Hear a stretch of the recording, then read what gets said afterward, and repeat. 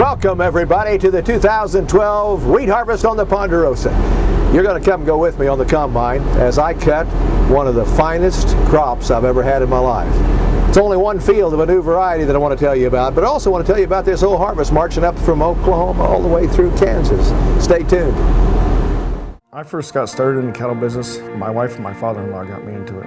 I love dealing with the animals and being in the outdoors. At American Ag Credit, I know a lot of them are in the same business that I am. Therefore they understand what I need and what problems I'm against, so they can work with you on it, and it makes it much easier. It's been passed down to me through the generations, and I want to pass it on down to the next generation or two.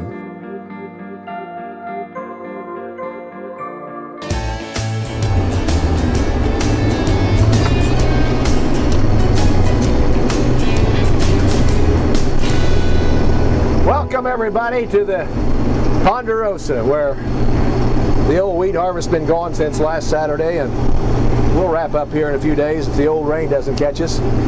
I got to tell you, this has been a beautiful wheat crop, and not just on the Ponderosa. We've talked to people all over the country. Talked to Gary Watts down at Kiowa when he got started earlier last week.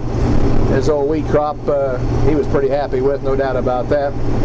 We're getting quality-wise about average, protein running pretty much average to slightly above. We're getting good test weights in that 60 to 62 pound range almost everywhere. We can't complain about this crop, friends. In fact, we'd take one every year if some way we could get her guaranteed. And I'm cutting I think it's T154 from Kaufman Seed Company.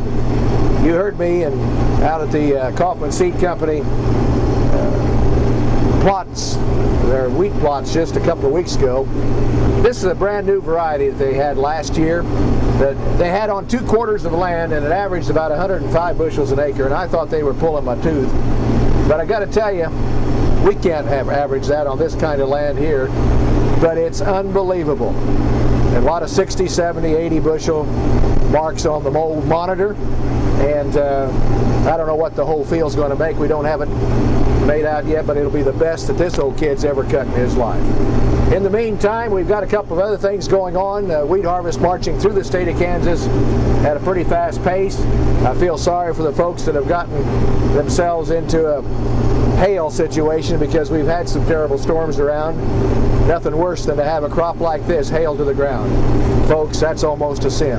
But in any event, it happens each and every year, each and every week. And my heart goes out to anybody that has that happen to them. We did last year. We just finished harvest before the baseballs hit from the sky, and boy, was I happy about that. Let's talk about a couple of other things here while we're cutting wheat. Speaking of wheat, they're working on a farm program back in Washington. I'm keeping up with them. If you can keep up with them. They are having hearings after hearings, and they still don't know what we want out here. But a couple of interesting things. We do have Farm Bureau testifying at the Senate Ag Committee hearing that they don't think there should be many changes made from what we've already discussed. They are definitely against putting a cap on farmers around the country on any kind of payments. And there's just fresh research out from a research firm that shows no matter how big of a farmer you are, whether it's 500 acres or 15,000 acres, it's about 2.2% that is obtained from government payments. Percentage is the same, and it's only 2%. Boys, nobody has to make a big deal out of that, do they? But they are, and they're going to cut it back. I just hope that, and we can all keep our fingers crossed that they don't wash out federal crop insurance, because that's the only thing that this farm bill will be worthwhile looking at, if we even get that done. We'll just have to wait and see. In the meantime, I'm going to enjoy cutting wheat. I'm going to quit thinking about those jokers back in Disneyland East, and I hope you do too. All of you people who are cutting wheat, have yourself a good time, and let's make this one of the best years. And by the way, the old wheat market's had a nice rebound.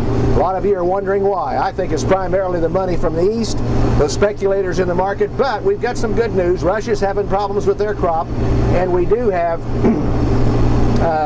a deterioration of this crop across the state of Kansas. It's not quite as good as it was. The old disease is heavy. Everybody we talk to, disease has been a problem.